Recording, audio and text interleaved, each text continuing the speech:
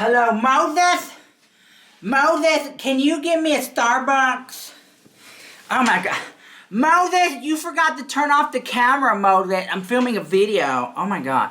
Hey guys, it's me, Trisha Paytas again. Let me get ready. I gotta get it in my purse, girl. Oh my God. Okay. Here we go. Let's start this drama, girl. Welcome everyone to Trisha Paytas' #1 news network here. We talk about Trisha Paytas all day, every day, girl. Hold on, Moses, I gotta put your name in the title of the video so we can get maximum views and exposure. How do you spell Moses? Is it 1 or 2? Oh, it's silent? Okay. I got it, because you know Trisha Paytas is now putting Moses' name in the titles of the video, girl. I don't know if you knew that or not. Okay, girl, you like my Trisha Paytas look? I feel like I look 10 times better than her. Like, oh my God. Okay, so we gotta talk about the latest Trisha Paytas drama. I can't believe this, girl. Let's talk, because I feel like we need to talk. You like this Christian Dior? It's like, I think it's very Jean Paul Gaultier. Like, oh, it's very cute though. Okay, let's talk about this. So Trisha Paytas is a witch now, okay? She is now a witch. She's been a witch for about four days, right? 4 days now.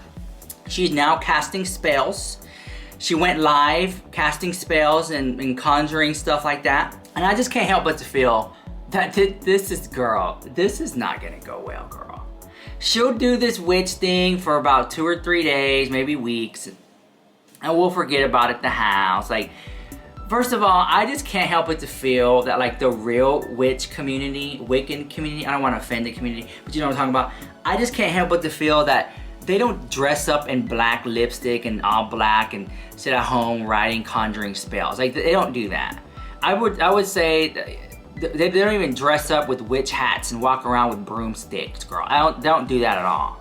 So Trisha Paytas is over here doing this for attention and views, and she's over here casting spells on her 4th day. She went on Amazon, bought a few books, and all of a sudden she's a witch now. Love the aesthetics. Yeah, I got this on Etsy too. I probably read some spells. Yeah, I have a really big spell book too. I have one like this big, so like those are a little longer. No, I do spells. I mean, I do work with water. I do work with smoke. I don't work with fire. Like, no, girl. Like, it's very scary. Like, she could literally be conjuring spells that are gonna backfire. And you know what I'm saying? It's very much that. It's almost like if she wishes to be like the fastest runner in the world, and she casts a spell, and the spell works. She's the fastest runner, but now she can never stop running. Her legs fall off. You know, it's very much that. You got like that. Like, I just don't trust her spells. So I don't know. I would not go to her to cast a spell or read me anything. No, because I don't think that she's that proficient enough or have much experience doing it after 3 or 4 days reading some books on Amazon how to be a witch. Okay, and the community. Okay, let us not forget, the witch community has had it on TikTok. They are literally casting spells against her. Friendly reminder that you cannot unknowingly practice Wicca. It is a very specific belief system. It is a very specific religion that requires a lot of study and then continuous study. Unless you're a little kid born into a Wiccan family and you don't really realize what's going on as a little kid, but you follow along with it because it's what your family does, you're not going to unknowingly practice Wicca. It's impossible. There are very specific religious beliefs when it comes to Wicca. And Trisha's grown up in a Catholic family. We know that's not the case. In some traditions of Wicca, you have to be initiated by a group, by a coven. In some traditions, you can initiate yourself. Either way, you're not doing it unintentionally. Also, if you practice witchcraft, you're not automatically a Wiccan. Not a lot of y'all really know that. Witch does not automatically mean Wicca. There's a million different ways to be a witch and a million different ways to practice witchcraft without being a Wiccan. Wicca is one way to go about it. And coming from someone like Trish, who is rapid cycling, practicing religions, they're not. And quite honestly, I really hope that Trish is very well warded, because they're coming for her the hat. Hey, Witch Talk. Hi. So, we're not Witch Talk. If you're seeing this, you are seeing a baby witch at the beginning of learning paganism or studying paganism.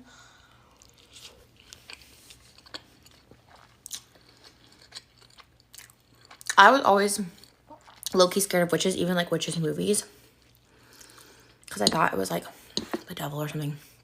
But truth of the matter, witches don't even like believe in devils, right? And there is black magic, but the #1 rule of paganism is whatever you put out is what you get back, which is nature's law. Paganism is really nature's religion.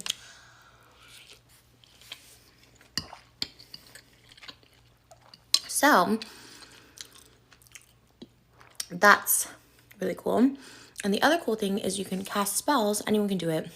You can do it with water, herbs, smoke, all the natural elements, or you can just do it with yourself. And you want to know why?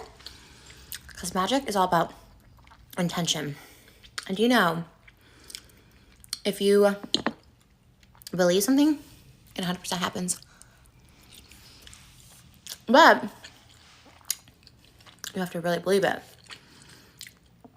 A lot of people are like, well, if we can believe anything can happen, why are we not growing limbs out of our heads? Because no one's really believing it. But if you think about evolution and how things evolve, like, it seems like miracles or whatever, but it's really just a witch believing it could. Now I'm about to go live on YouTube.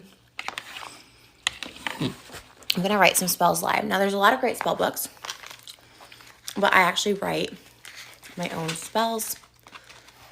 So I'm going to be writing some live, but we are really powerful. Words are really powerful. Writing them down, really powerful.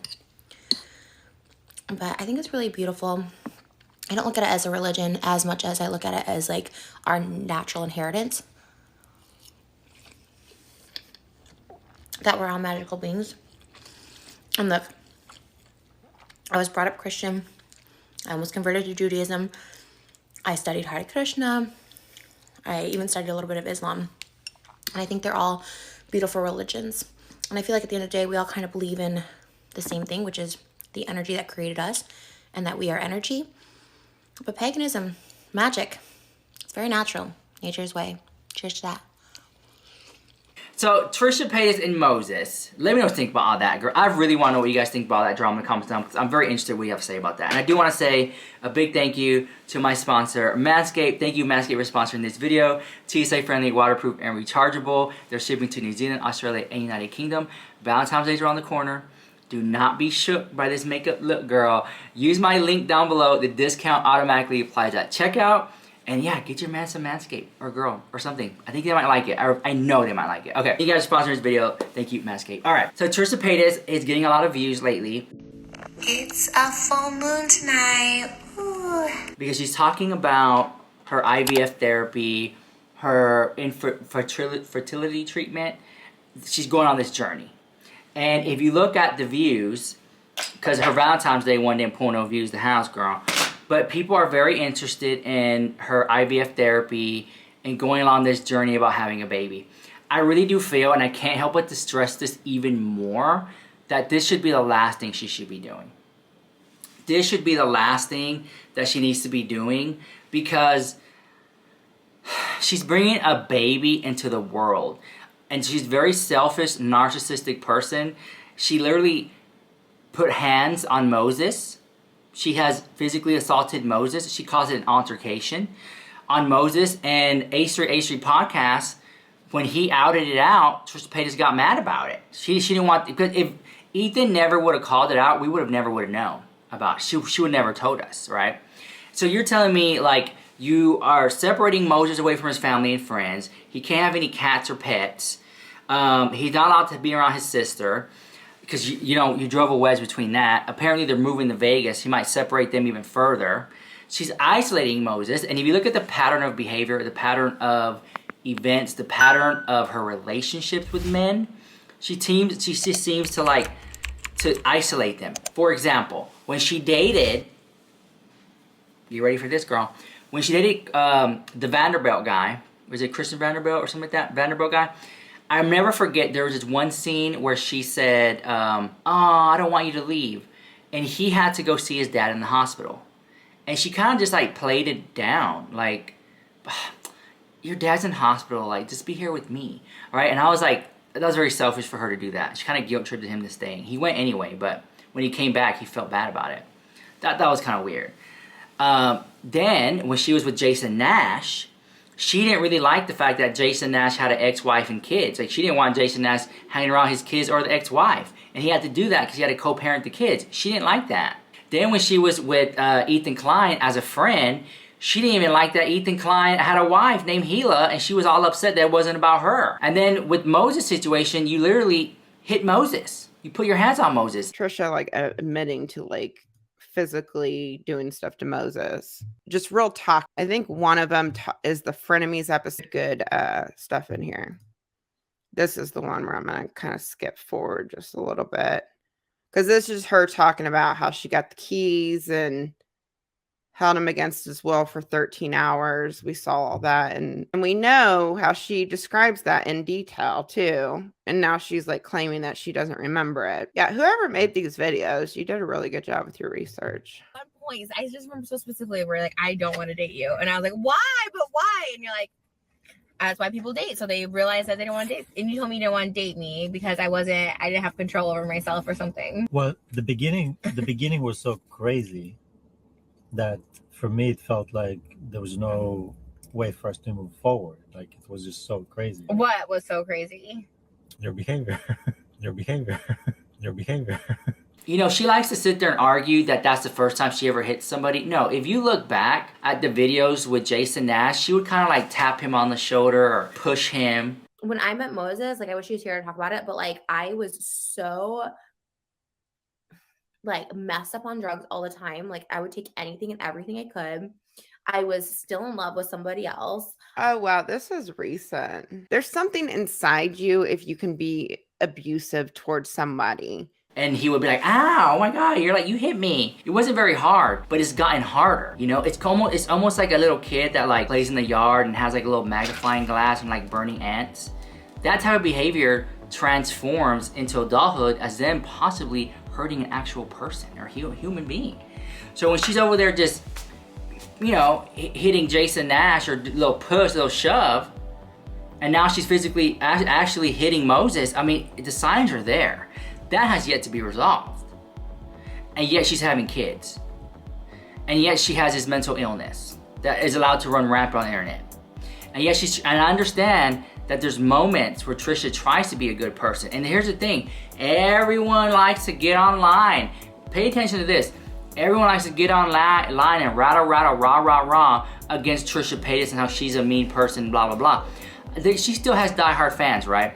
Right now, for you to defend Trisha Paytas online, it's not gonna be a good look for you to do that. There's no one defending her in this situation, right?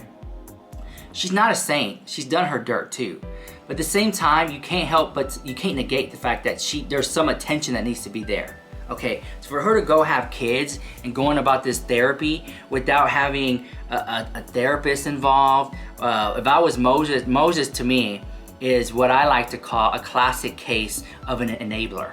He's literally enabling her in this situation, right? Enabling her behavior, enabling her triple, quadruple weddings, enabling her over the top, it's just so much. It's there. Like if I was Moses, I would literally say, I love you and I want to be with you, but we need to get X, Y, and Z in check first before we continue on with this relationship. Because if you can't love yourself, how in the hell are you gonna love somebody else? And I don't think Trisha Paytas loves herself. The hoarding, and then you got that hoarding girl. Let me know what you think about that drama in the comments down below. I really wanna know. Moses, is my coffee ready? Cause you know, Trisha Paytas is over there always talking about Moses. Oh my God, I can't believe it, girl. Anyways, let me know what you think about that drama in the comments down below, and I'll see you guys in the next video. Bye, I love you so much.